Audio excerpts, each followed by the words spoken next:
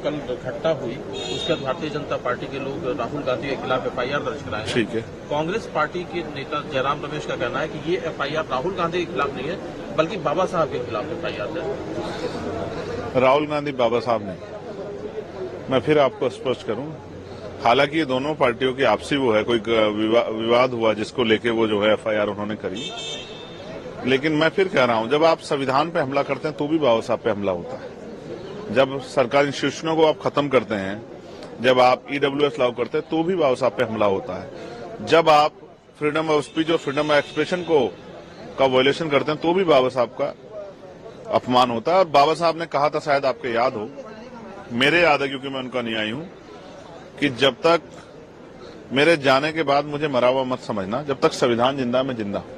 तो जब देश के लोकतंत्र और संविधान पे आप हमला करते हैं तो भी आप उन पे हमला करते हैं, वो किसी के द्वारा किया गया।